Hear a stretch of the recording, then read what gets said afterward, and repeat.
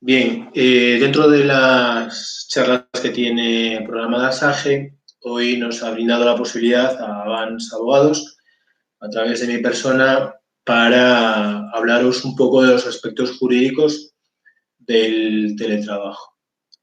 Yo soy Vicente Gómez, soy miembro de Avance Abogados, abogado en ejercicio y delegado en protección de datos certificado. Y bueno, voy a aprovechar este momento de confinamiento que tenemos todos para intentar de una manera amena trasladaros los aspectos jurídicos que lleva inherente la situación de teletrabajo que muchos profesionales estamos optando por desarrollar. Me gustaría que me formularais a través del chat las preguntas o las dudas que os puedan ir surgiendo y hacer más interactiva para que no resulte muy densa la exposición, ¿no? Creo que más o menos todo el mundo tiene claro lo que es el teletrabajo y quizás hay una definición jurídica que recoge una sentencia del Tribunal Superior de Justicia de Madrid de 1999, del 30 de septiembre, que viene a decir que es una situación propiciada por las nuevas tecnologías que mejoran la calidad de nuestra sociedad, que permiten nuevas formas de relacionarse y esta sentencia tiende a equiparar lo que es la presencia física del trabajador con lo que denomina la presencia virtual. En el ordenamiento jurídico español se recoge la forma de teletrabajo en el artículo 13 del Estatuto de los Trabajadores, del cual es de destacar el párrafo 2 y el párrafo cuarto de este artículo, ya que el párrafo 2 hace mención a que esta relación, este contexto de teletrabajo, debe de ser recogido por escrito, y el párrafo cuarto de este artículo habla de que los trabajadores en contexto de teletrabajo deben de gozar de las mismas medidas de seguridad y salud que los trabajadores presenciales. Es importante tener en cuenta estos dos aspectos, la relación escrita y las medidas de seguridad y de salud, porque van a ser el nexo que va a encardinar las políticas de seguridad en teletrabajo que vamos a hablar posteriormente. Como aclaración, hay que decir que el teletrabajo no puede ser impuesto por la organización empresarial, es voluntario, es un derecho del trabajador que puede ejercitarlo en determinadas situaciones. ¿Vale? Sí es cierto que dentro del contexto en el que estamos y tras la publicación del Real Decreto 8/2020 de 17 de marzo, donde se formulan las medidas urgentes para hacer frente desde el punto de vista económico y social a la pandemia del COVID-19, el legislador lo que pretende es articular medidas de contención de esta pandemia y la gran medida de contención es el confinamiento que estamos sufriendo. Y el legislador lo que entiende que debe de potenciarse son los sistemas de teletrabajo para que la actividad económica no quede en toda su extensión paralizada. ¿Vale? Bien, dentro de este contexto hemos hablado de dos aspectos del artículo 13 del Estatuto de los Trabajadores en relación a la formulación escrita de la relación y las medidas de seguridad y de salud. ¿Vale? Decir que la situación de teletrabajo se incardina directamente en las políticas de seguridad que en la utilización de medios telemáticos o medios digitales tiene que tener cualquier empresa hoy en día. Los trabajadores tienen que ser informados de una serie de cuestiones, bien puede ser vía contrato de trabajo, anexo al contrato, o hacer extensible esta información que se le tiene que dar a los trabajadores vía por formulación de políticas de uso de medios tecnológicos, medidas de uso de protocolos de desconexión digital y una serie de medidas que vamos a ir viendo. Vamos a iniciar hablando de unas políticas de utilización de medios tecnológicos en global, en general, ¿no? Toda empresa debe de adoptar, más en los tiempos en los que estamos, unas políticas de uso de medios tecnológicos o medios digitales que van a englobar cómo el trabajador debe utilizar determinadas herramientas que la empresa pone a su disposición para realizar el trabajo, desde el correo electrónico corporativo a dispositivos como smartphones, tablets, PCs o ordenadores portátiles. Nos dice el artículo 87 de la vigente Ley Orgánica de Protección de Datos y Garantías de Derechos Digitales que son los empleadores los que deben de establecer los criterios de utilización de los dispositivos, respetando en estos casos los mínimos estándares mínimos de protección de la intimidad del trabajador y los derechos que están reconocidos constitucionalmente y legalmente. En concreto, es el derecho a la protección de la intimidad del trabajador, que está recogido en el artículo 18 de la Constitución española, no debe ser vulnerado en la utilización por parte del trabajador de medios tecnológicos aportados por la empresa. Es muy importante realizar estos protocolos de políticas de uso de medios tecnológicos dentro del marco normativo del Estatuto de los Trabajadores, en concreto de su artículo 20, párrafo 3, y respetar lo que es esta normativa y la doctrina judicial que se pueda aplicar a la misma. Es muy importante examinar cuál es el contenido que debe tener una política de utilización de medios digitales y quizás lo más importante es las reglas de uso, es decir, cómo la organización empresarial va a permitir a sus trabajadores utilizar los recursos que pone en su mano. Cómo se debe utilizar el mail corporativo, cómo se van a utilizar los dispositivos tecnológicos y especialmente significativo es las prohibiciones que se deben de establecer o quiera establecer la organización empresarial dentro de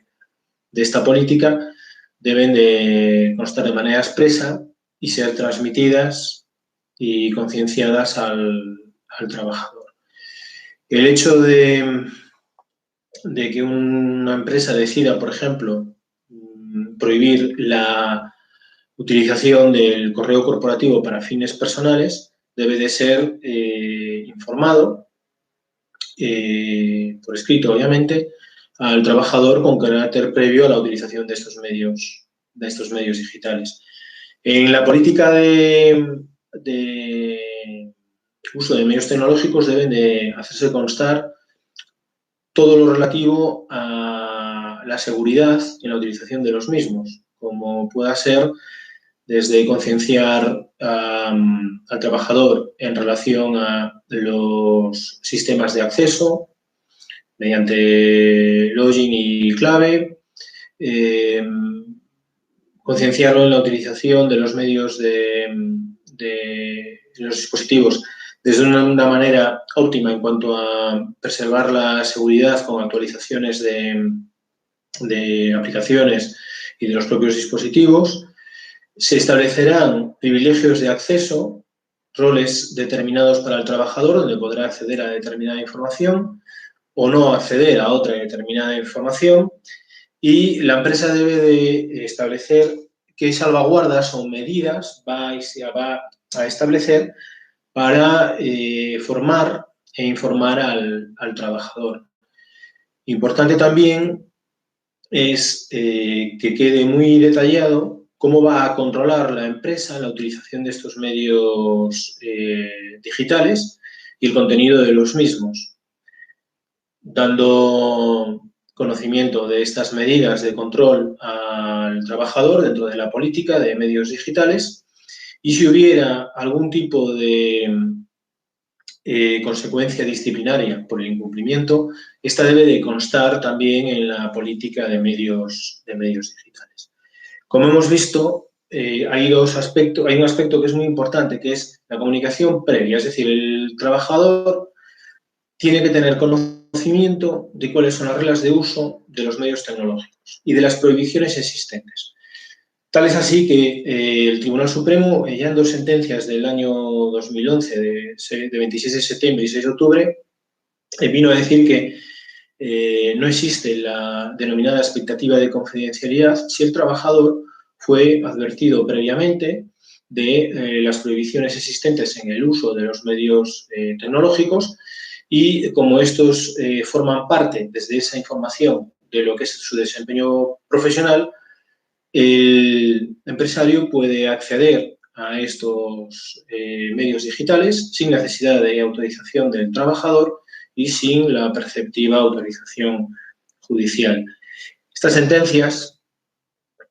son ratificadas posteriormente por el Tribunal Constitucional en 2013, que confirma este criterio, diciendo que no se conculca el secreto de las comunicaciones y existe la comunicación previa por parte de la empresa al trabajador de cómo debe ser la utilización de los medios digitales. Este control del que estamos hablando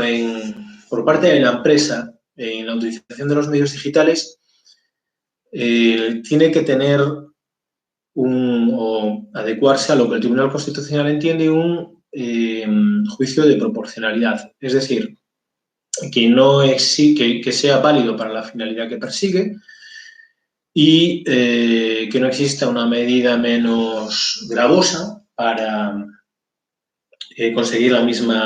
menos invasiva para conseguir la misma finalidad. Esto estoy hablando de cuando la empresa es la que aporta dispositivos o pone medios digitales en manos del trabajador para el desarrollo de su trabajo, ¿vale? Pero se puede dar una circunstancia cada vez más en auge, porque implica una serie de ventajas que veremos brevemente, que es la denominada en inglés Bring Your Own Device, conocida por las siglas BIOT, que es la situación donde la empresa permite que el trabajador utilice sus propios dispositivos para ejercer determinadas funciones de su relación laboral. Esta práctica, cada día más en auge, implica una serie de ventajas, tanto para el trabajador como para la empresa. Da una mayor productividad al trabajador, una mayor concienciación de la seguridad, puesto que utiliza sus propios elementos, sus propios dispositivos para el ejercicio del trabajo. Se le forma o se le debe de formar y concienciar en cuanto a las políticas de seguridad que debe de adoptar. Se le debe de formar en cuanto a sistemas de protección, como cifrar dispositivos, cómo acceder con claves a los dispositivos, cómo hacer copias de seguridad de determinada información. O sea, todo lo que entienda la empresa, que es proteger la seguridad de la información dentro del dispositivo del trabajador. Se mejora la cultura global de seguridad de la empresa. Es un sistema muy interesante para la empresa porque ahorra costes y interesante para el trabajador porque hace más ágil su desempeño profesional, pero tiene una serie de problemas desde el punto de vista de la seguridad de la información, es decir, la confidencialidad, la integridad y la disponibilidad de la información se puede ver reducida en un momento determinado por cómo se van a utilizar estos dispositivos. Tenemos que tener en cuenta que la protección pasa a depender directamente del trabajador. Es a quien hay que informar para que sepa cómo articular elementos de defensa, actualizar el software, aplicaciones, sistemas operativos, incluso el propio terminal y que esto pase a formar parte de su cultura de desempeño del trabajo. El cifrado, que veremos después como una de las medidas de seguridad dentro del ámbito del teletrabajo, pasa a formar o debe pasar a formar parte de la cultura de desempeño del mismo por parte de los trabajadores. Por otro lado, vimos en el párrafo cuarto del Estatuto de los Trabajadores, del artículo 13, que nos hablaba de seguridad y de salud. Seguridad y salud aplicadas al trabajador. Y vamos a ver la interconexión que hay entre lo dispuesto en el artículo 88 de la Ley Orgánica de Protección de Datos y Garantía de Derechos Digitales con la prevención de riesgos laborales. Estamos hablando de establecer, o que las empresas tienen también que saber establecer, un protocolo de desconexión digital. Todos supongo que habréis oído hablar del derecho de desconexión digital y ahora vamos a intentar ver las implicaciones que puede tener.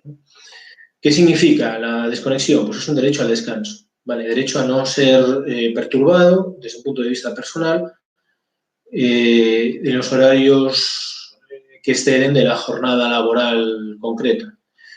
mediante llamadas, mensajes, envíos de WhatsApp o cualquier otro tipo de interacción que pueda haber entre clientes, empresa y trabajador. Está también relacionado este tema de la desconexión digital con el registro de la jornada laboral, porque hay muchas empresas en el tema del registro de la jornada laboral son reticentes, pero yo creo que hay que ir perdiendo esa reticencia o intentar estructurarlo de la manera más satisfactoria posible para ambas partes, porque el trabajador tiene que recoger su jornada laboral, pero tienen que quedar muy claros, y esto le interesa también a la empresa, que es la obligada a promover los momentos de descanso. Es obligación de la empresa que los momentos de descanso del trabajador tiene que tener una actitud proactiva, es decir, ser el quien vigile que se están llevando a cabo estos periodos, ¿no? Relacionado, como dije, con el tema de prevención de los riesgos laborales. Empiezan a surgir enfermedades catalogadas como fatiga informática o estrés digital, que no vienen a ser más que formas de patologías que surgen a raíz de una utilización inadecuada de los medios digitales, sobre todo por una sobreexposición a estos medios digitales en las jornadas laborales. Entramos en un campo un poquito complicado ya para la empresa porque empezamos a mezclar seguridad informática, protección de datos con riesgos laborales, con lo que esto puede implicar a la empresa, que un trabajador pueda estar de baja por una fatiga informática o que le sea declarada una situación de estrés digital, puede dar lugar a una apertura de expediente contra la empresa si no ha adoptado las medidas necesarias para evitar estas situaciones desde el punto de vista de la prevención de los riesgos laborales. Y la manera de prevenirlo es a través del establecimiento de una política de prevención de los riesgos de salud a través del establecimiento de un protocolo de desconexión digital. Muchísimas multinacionales como Volkswagen o Mapfre ya adoptan sistemas de desconexión digital, incluso en el caso de Volkswagen es un apagón digital, lo que hacen a partir de las 6 de la tarde en Alemania. Aunque tú quieras a las 6 y 1 minuto trabajar a través de un medio tecnológico, de la empresa no puedes. Hay un apagón y hasta la próxima jornada laboral no hay acceso a los medios tecnológicos. Esto es algo que las multinacionales en su extensión lo están implantando, pero que las empresas más pequeñas deben de empezar a contemplarlo como algo que tiene que formar parte de su cultura empresarial y además para evitar posibles consecuencias. De hecho, veo una pregunta, me están preguntando ahora, que qué pasaría si la empresa o empresario no dispone de políticas de seguridad. Pues mira, si no tienes una política de uso de medios tecnológicos, como la que hablamos, y no has advertido sobre el uso de los mismos a los trabajadores, podrías estar vulnerando el derecho a la intimidad recogido en el artículo 18 de la Constitución, y lo que sería más perjudicial todavía para la empresa es que en caso de tener que articular una acción disciplinaria como un despido, la prueba que pudieras haber obtenido podría ser declarada nula precisamente por no haber existido esta comunicación previa al trabajador. Desde el punto de vista de la prevención de riesgos laborales, es obvio que un trabajador que esté de baja por una situación de fatiga informática o estrés digital podría dar lugar a una inspección por la Autoridad de Prevención de Riesgos Laborales, y de no existir un protocolo donde están perfectamente delimitados los periodos de descanso, las jornadas laborales, la desconexión digital, podría lugar a dar las sanciones, y todas ellas podrían estar dentro del artículo 8 de la ley que sanciona los incumplimientos en el orden social, de las calificadas como muy grave, y podría ser causa de inspección por la Inspección de Trabajo. Espero, os he hablado un poquito así en genérico de los aspectos que vinculan a estos protocolos, ¿no? A estas políticas de seguridad que se deben de utilizar dentro de la empresa, y que obviamente están presentes en el mundo en el escenario del teletrabajo. Continuando un poquito con la idea y entrando un poquito en un campo más técnico, supongo que ya es de todos conocidos algunas medidas, ¿no?, que se pueden utilizar desde el punto de vista de la ciberseguridad. Yo voy a dar unas pinceladas muy breves. Sí os recomiendo, a quien esté interesado, que en la página del INCIBE, del Instituto Nacional de Ciberseguridad, o en la del Centro Criptológico Nacional, vais a encontrar guías sobre ciberseguridad en distintos aspectos de la empresa, incluso guías de cómo establecer estas políticas que estuvimos hablando. Y en el caso concreto del Centro Criptológico Nacional hay un curso de ciberseguridad que yo creo que son bastante interesantes desde el punto de vista de la empresa. En situaciones de teletrabajo es necesario adoptar, bien seas empresa en la relación con tus trabajadores, o bien un autónomo que se va a gestionar su teletrabajo desde un ámbito distinto a lo que pueda ser su empresa o su despacho profesional, adoptar una serie de medidas de seguridad. Sí deciros que desde el punto de vista de la prevención de riesgos laborales, empresa y trabajador deben de colaborar para establecer unos mínimos en relación a prevención de riesgos laborales de lo que va a ser el centro de trabajo, desde el punto de vista del teletrabajo, que probablemente sea el domicilio del trabajador. Desde el punto de vista de la seguridad informática, lo que se aconseja es que las empresas opten porque los trabajadores utilicen dispositivos únicamente para actividades laborales, que los formen, que los conciencien en cuanto a la utilización de privilegios de acceso a las aplicaciones, que los formen en cuanto a lo que puedan ser sistemas de copia de seguridad y cómo realizar estas copias de seguridad de información que pueda estar en los dispositivos. que se trabaja a través de redes virtuales privadas, de las VPN, de confianza, que esto lo veremos ahora un poquito más detallado en cuanto se hable un poquito de elementos del cifrado, y que se utilicen elementos de protección, como pueden ser sistemas antivirus. Y como dije, quizás la más importante dentro del ámbito del teletrabajo o de trabajos con dispositivos en tránsito, es decir, no ubicaciones físicas, esté el cifrado de la información, ¿vale? Hoy existen en todos los sistemas operativos, bien sea Android o, por ejemplo, Windows 10, sistemas para encriptar el propio disco duro o el propio terminal. Se debe de encriptar también los sistemas de comunicación, por ejemplo, cuando hablábamos ahora de las redes virtuales, de la VPN, estas no dejan de ser una red que se ha situado en el ámbito de Internet, es una especie de túnel dentro de Internet que sirve para que la empresa realice comunicaciones con los trabajadores dentro de una red privada, encriptada, que no va a ser accesible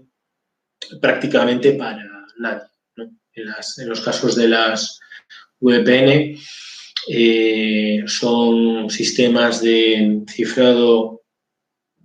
de la capa de transporte, se denomina así, y son cifrados donde desde un dispositivo al servidor y del servidor al otro dispositivo. Es decir, que nos ha dado los servicios de VPN de esta red virtual, sí podría tener acceso a la información, pero solamente esta persona. Hay otro sistema de transmisión de información cifrada, que es de extremo a extremo, que es aquella donde desde el emisor al receptor el canal de comunicación está totalmente cifrado y no es accesible ni para quien lo ha creado. Y después es muy importante el cifrado de los archivos, independientemente de que vayan a ser transmitidos o no, en dispositivos portátiles o situaciones de teletrabajo, podemos sufrir un problema que ponga en riesgo la confidencialidad de la información, como por ejemplo la pérdida o robo de un terminal, es conveniente utilizar sistemas de cifrado. Veo que hay una pregunta donde se me dice precisamente en relación a este tema que si existen, software es recomendable para cifrar archivos. A ver, hay diversos software de código abierto en Internet que permiten realizar estos cifrados. Hay un software en concreto que es el 7-zip, que es un sistema de comprensión como el WinZip, pero que permite el cifrado de archivos con carácter previo a su transmisión o si son almacenados en un disco duro o en un terminal. En cuanto a ciberseguridad, si queréis hacerme alguna pregunta, bien de la ciberseguridad o de lo que estuvimos viendo, voy a dar paso ahora al momento de si queréis formular alguna pregunta, pero es interesante, aparte de lo que podáis ver en Internet, ver guías que, como he dicho, tanto el INCIBE, el Instituto Nacional de Ciberseguridad, como el Centro Criptológico Nacional, y ahora circulan un par de ellas que ha emitido Xunta de Galicia en relación a esta situación de confinamiento. Son interesantes verlas para aprender cuestiones de ciberseguridad que puedan ser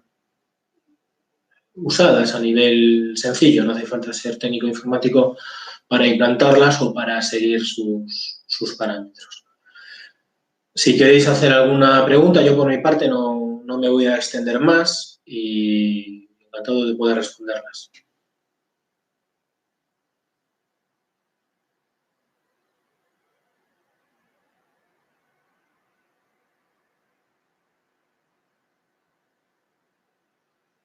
Bueno, no hay preguntas. Yo doy por conclusa